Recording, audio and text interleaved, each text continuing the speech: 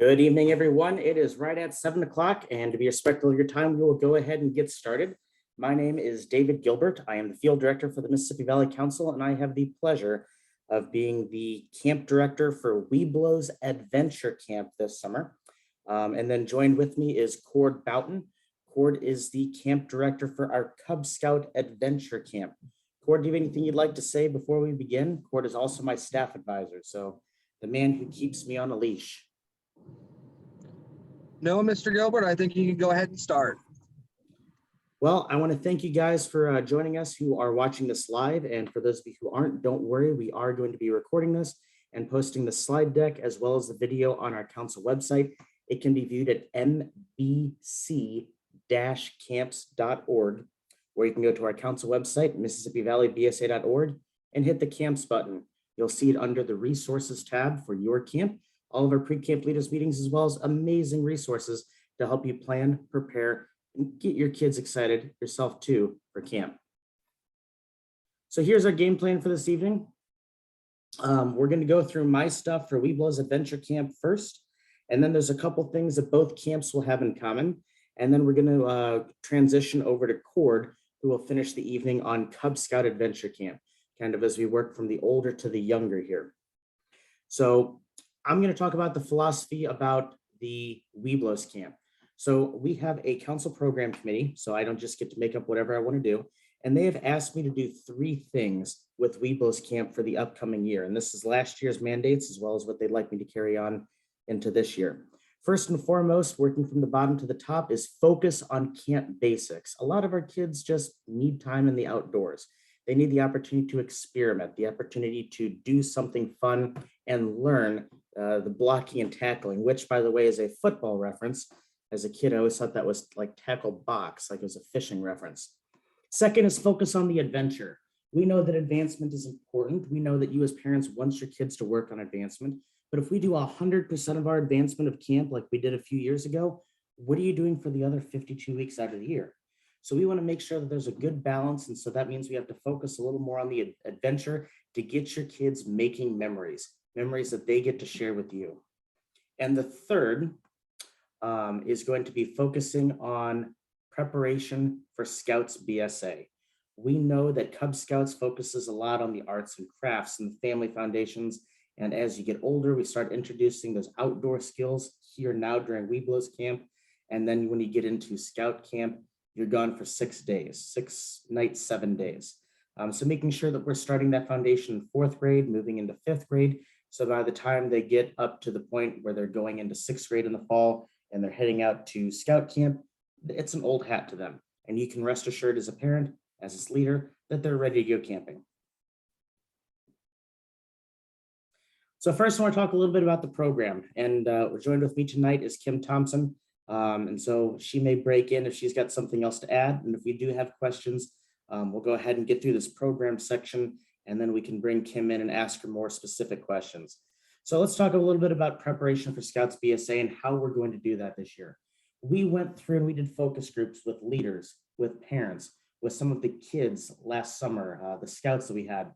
And we want to double down on this particular topic because we thought we had some direction last year, but Kim and I hadn't necessarily seen everything that happened at the Webelos Adventure Camp. And now that we've got a more full vision, not only are we documenting that, but we also know where we can take it from there.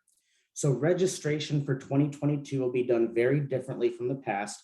It'll be done as a unit through our summer camp registration system. In the past, we've allowed you to sign up as units, as dens, as individuals, but preparing you to do this through our summer camp registration system will allow you to sign up for activities, sign up for adventures, just like a Scoutmaster would sign the kids up for their merit badges. Activities will be spread out over multiple days versus the open block schedule that we had the last couple years.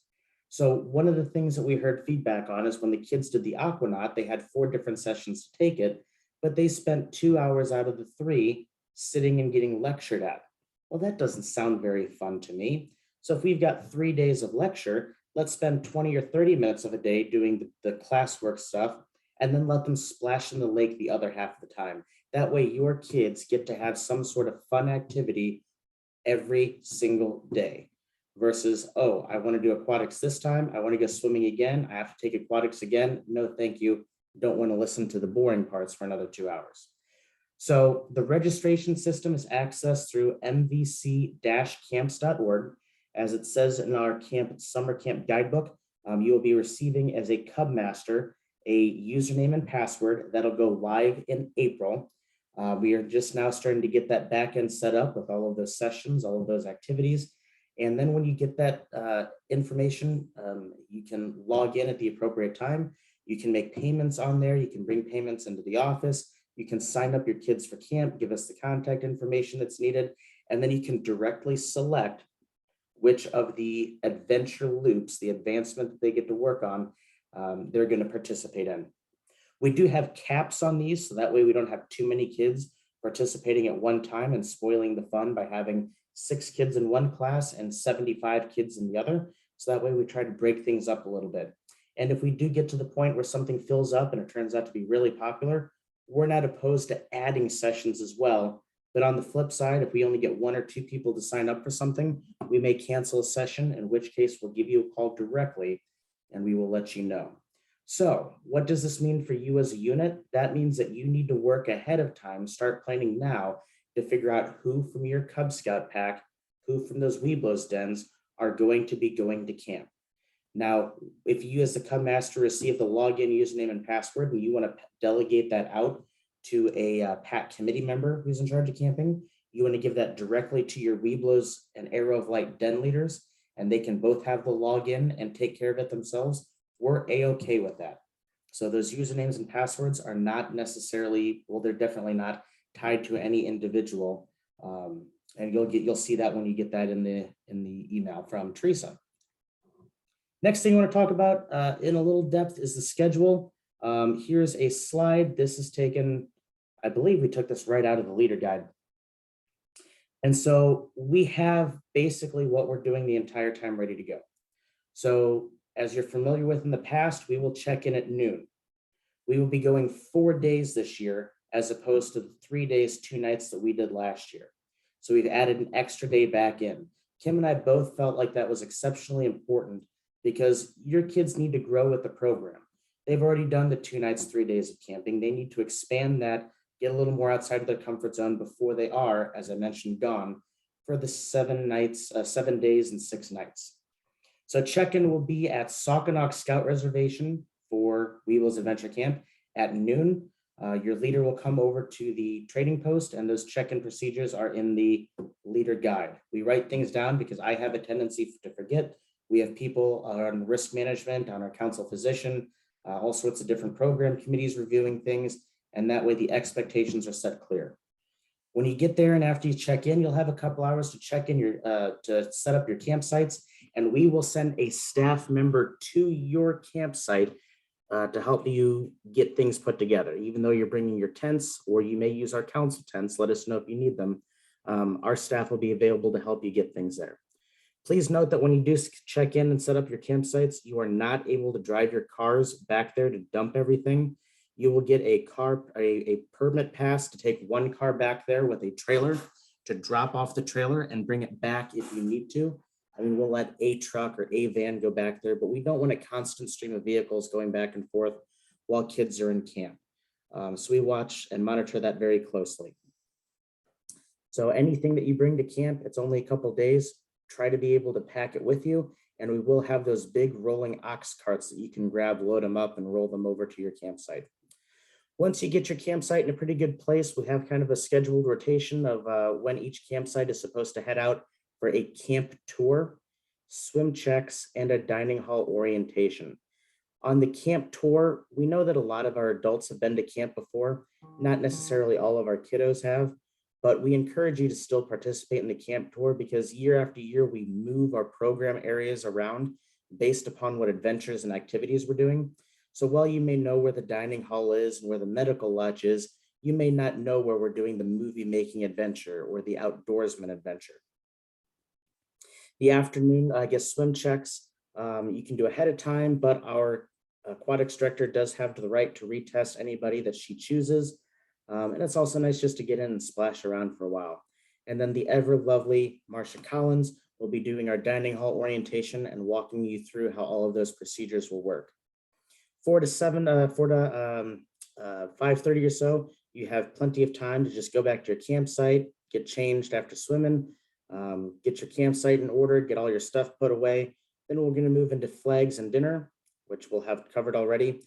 That evening, we're going to do a game of Battleship down at the lakefront, and then we'll have our fire at 8 p.m. Now, this may change just a little bit, and when you show up to camp, we will have a newsletter for you called the Thunderbird, which is our camp's totem, and it will have the current schedule for that day and the next day on it.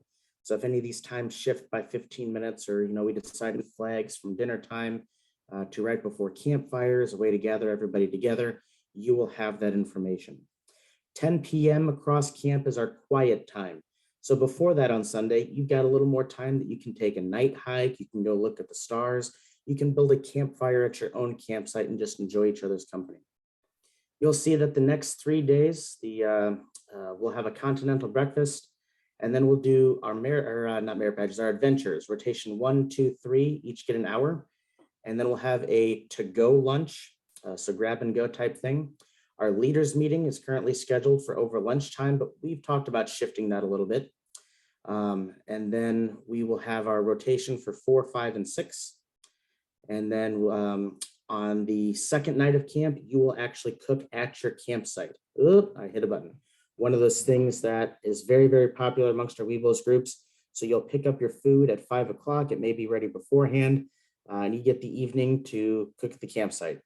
Then that night, we'll have some additional activities. Definitely on the block are pelt pouch making. You'll have to buy a gizmo for that, a pelt, rabbit pelt in order to do that. We'll provide everything else you need. Sunset painting is something that may be on the docket. That'll cost for the cost of the canvas and paints. Pack campfire, music under the stars. So you can do that at your campsite. And we'll have a place where we've got a big field, music wafting over the area. You can listen to music and just enjoy yourself. And then quiet time. The next night, we're going to have a beach party right after dinner, and then we're going to show an outdoor movie. We do not know what that selection is yet. We do have our license in hand. We just haven't delved through the hundreds of selections to see which one tickles our fancy. And then on the last day of camp, we'll do the last rotation of those activities. You'll grab your to-go lunch, and then you'll get off the property and go home and take a proper shower. Teach your kids the value of using deodorant, because my goodness, they'll be stinky after 4 days if they decide not to use the showers at camp. So the registration for those adventures, for those activities, will open up on the 17th of April. As I mentioned, we're going to send those usernames and passwords to you in March, and you'll access that through mvc-camps.org. I know that we're rushing through some of this because I've already mentioned it once or twice. Don't worry, this is being recorded. We will have it on our website. We will have the slide deck available as well. Please note that you as a Webelo leader should approve all the activities that your scouts sign up for to make sure that they're capable and mature enough to take those activities.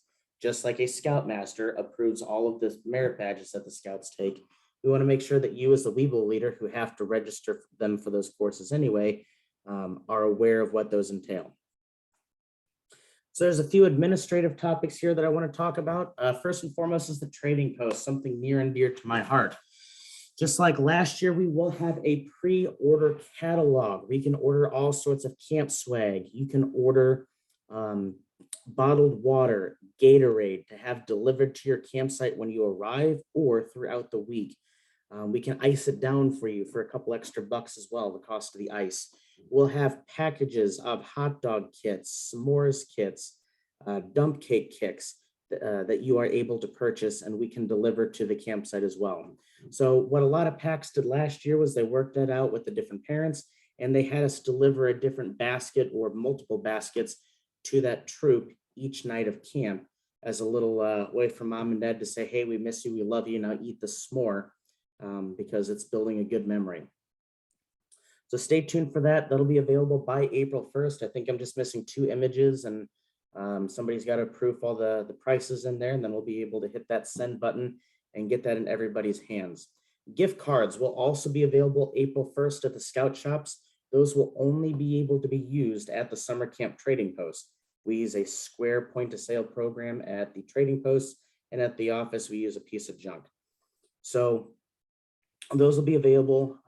People always ask me the question, how much money should I send my kid? I always tell them, give them a blank check and access to your credit card information. More realistically, parents these days, as I kind of polled some people last year, were sending their kids with anywhere between 20 and 40 bucks.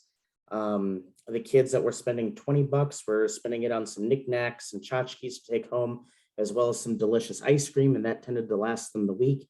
And if they didn't bring more than 20 bucks, most of them didn't walk away with the Webelos Adventure Camp t-shirt or something else.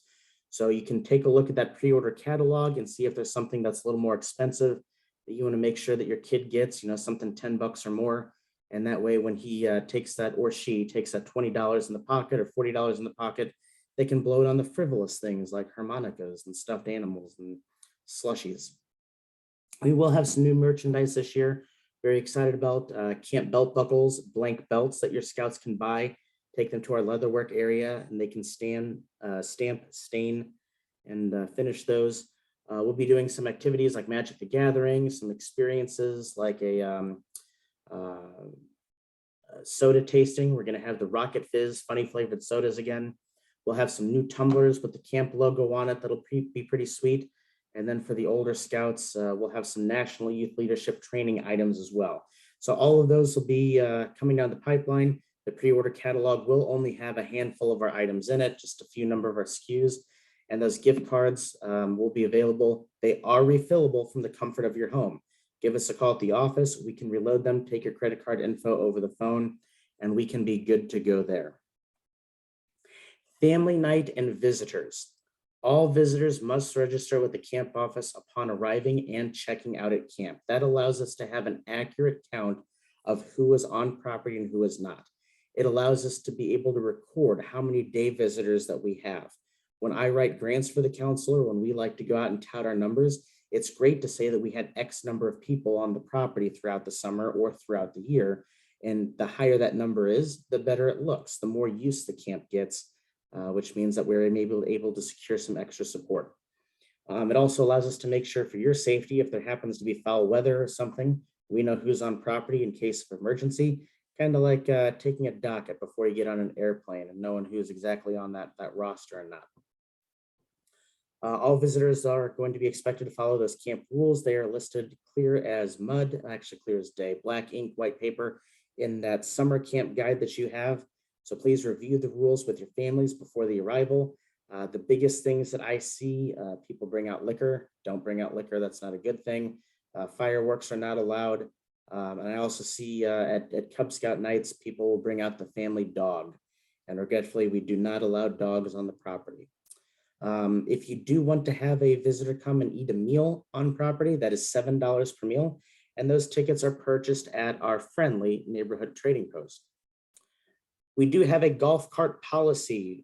This applies more towards our longer term camps like Scout BSA camp, where we have a lot more people wanting to bring golf carts. This comes from national, and we have very little flexibility in how we handle this process. So first, we have to fill out an application, which can be found at our website, mvc-camps.org. Operators must complete the practical and the online portions of the Recreational Off-Highway Vehicle Association training, ROHVA. Operators of the vehicles, so those who are bringing them, should have a medical reason to need a vehicle. My campsite is too far away is not a medical reason to need a vehicle. If you're broken both of your legs right before you came to camp, maybe you should apply for a refund versus coming out to camp. Operators must have an owner's manual for the vehicle, a first aid kit, and a fire extinguisher in that vehicle at all times. We do not provide any of those three items. The operator of the vehicle must do that. If at any time we spot check and those three items are not in there, we will take the permit that we provide you to ride that golf cart, to drive that golf cart away. And if that means you're not able to get around to camp, that sucks. You must have approval from the camp ranger. At Sauconok, that would be Mike Turner. At Camp Eastman for the Cub Scout camp, that would be Phil Kaler. The council program coordinator, who is Cord Boughton, and the camp director, which is me for Webelos and Cord for Cub Camp. Permission to use the vehicle may be revoked at any time if you use them inappropriately or don't have the required items. For for Webelos Adventure Camp, here's kind of a rundown of our dining hall. Breakfast will be continental style dining. So you can get up, head to the dining hall at any time, eat where you want, clean up after yourselves. We will have a program pack each day who will raise the flag up the flagpole. And then wherever you are at about 10 minutes till 9, turn and face the flag at the central part of camp, and you will be able to salute the flag. And then at 9 o'clock, the program starts at your program area. I don't believe in camp time. I instruct my staff that we don't start 10 minutes late or, on time by camp time. We start punctually with everything that we do. Lunch will be grab and go lunches. We do this to encourage you to go find a cool place around Saukenuk or Eastman and just have a picnic. Go to Apache Point, go down to Snowfire, go back to your campsite, eat with friends that you make in other packs, other dens, because that's where you're going to make better memories. If you want to stay inside and go to a restaurant, don't come to camp. Go enjoy yourself in the outdoors. Now, if it's raining outside, definitely come inside and get warm. We'll have the fire roaring and make sure that we have enough to keep you warm too. Dinner will be like we've done in the past, pre-COVID, buffet line, salad bar, post-meal song and program. We will have the dining hall open this year, as well as picnic tables outside. That way you can eat wherever you feel most comfortable. Personally, I think it's hot and sticky in those dining halls, and I'd rather be sitting outside. All of this information that I've covered so far is in our 2022 camp guide. You see a picture of the front of it right there, a young scout taken at our property, standing in front of what looks to be Pete's Pond at Camp Eastman, holding a little fish that he caught. So all of the information is in there. I tried not to go off script from that, because if I did, then I wouldn't remember what I said, and then you'd yell at me later on for being hypocritical or, flip-flopping on my answers. So there's some additional documents that are online. There's a short list of them here. I'm not going to read those to you. You can just go check them out on your own. And then I'm going to take a moment to take a big drink of my water, and I'm going to open the floor for questions related to Webelos Adventure Camp to both me and Kim. So you are welcome to unmute yourself. You are welcome to hop on and ask your question.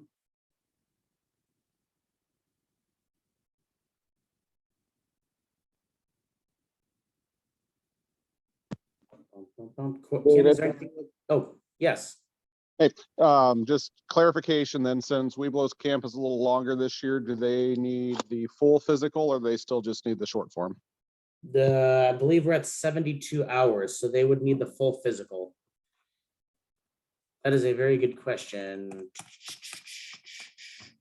So there is.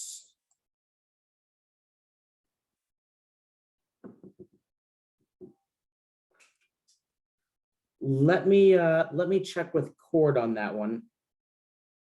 I can't remember what we said, and that's a very good question we should have put in there, because it looks like by my count that we are right at 72 hours. In fact, we might be at 73 hours.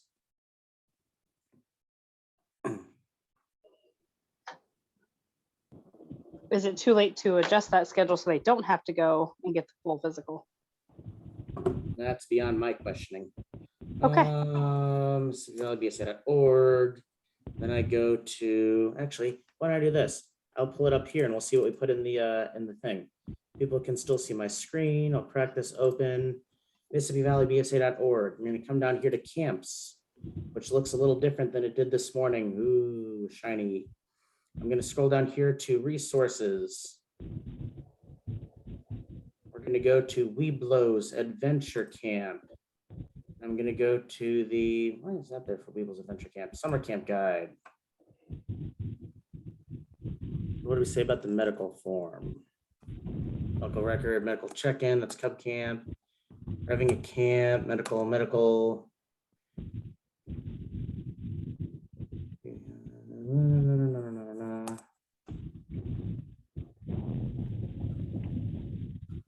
form, medical officer, medical needs.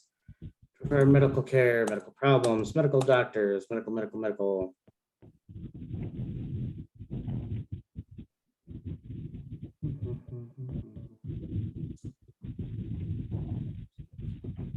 72 hours. So we did not put this in here, it looks like. So Corey, let me check with my staff advisor, Cord Boughton. I'm just a peon in the game of life. And let me see what his thoughts are. We may have to double check with our council physician, Dr. Doug Peters, to see what his recommendation is. And as soon as we get an email, an answer, we will email it out to everybody and make sure that that is kosher.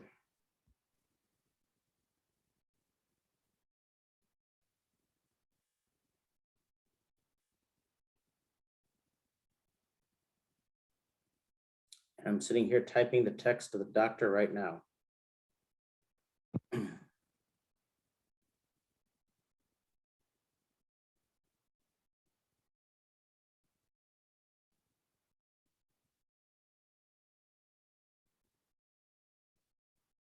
Okay, what are the questions you guys have?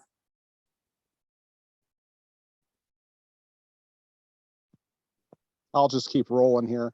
Go for it, Corey. I think it said on one of the slides that the online registration system opens April 17th-ish. Yes. So, and that's the way, and that's how we can pay through there, I thought you said as well.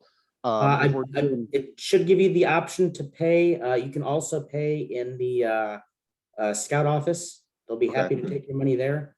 And in fact, and that's how we would have to then do early bird registration would be, if we're catching that early bird day, I thought that was around the 15th or 17th, if I recall correctly. Yep, you're correct. The intention of the early bird is not to screw you, Corey. I mean, we follow that, but we're not necessarily rigid on it. The reason for that date is the following Monday, which would be the 18th, is when we have to start ordering stuff for food. Like we have a meeting scheduled that morning to meet with our food rep and get that stuff ordered. Program supplies that we're going to need, camping equipment that we're going to need. Well, we have lists of what we're ready to go with now, but for some reason we have more people than we expect or less people than we expect. We need to make those adjustments, and especially right now with the supply chain issues, I'm a little worried. Yep, that makes sense. I just wanted to make sure that that date hadn't changed. Yep. And I'll give you a little clue since you're watching this now and not everybody is on here. You may be able to log in a couple days before, because sometimes I get bored or antsy and I just open it up on Friday before that happens.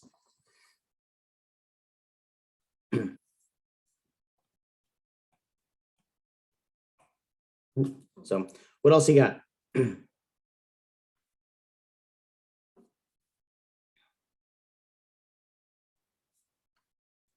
Okay. Well, friends, I have just received a text message from Mr. Boughton. His car broke down today on the way coming back from Burlington, Iowa. So he is on the side of the road. He is fixed and he is rolling. I believe he's on the chat with us now, actually listening in, unless he backed out.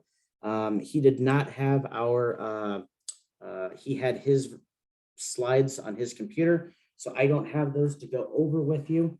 And I don't necessarily have all the answers relating to what's going on at Cub Scout Adventure Camp. So what I'm going to do for the moment is I'm going to go ahead and close out of this meeting for the Webelos Adventure Camp, and we'll go ahead and upload that to the website, mvc-camps.org, as well as a slide deck. My contact information and Kim's is on here as well. Kim's got an underscore in between the Y and the 1, smiley underscore 167. You're more than welcome to reach out to us for any questions for Webelos Adventure Camp. And Corey, we will get back to you on the health form. I would presume, and I would make plans that it would be the 72 hours, which means you would need parts A, B, and C of the BSA annual health and medical record. But if that changes, we'll let you know. So I'm going to stop the recording and then we'll open the floor to see if there's anything we can talk about for Cub Scout Adventure Camp. That way it's not on the record if I screw something up. So let me see here, stop recording. Thanks, everyone.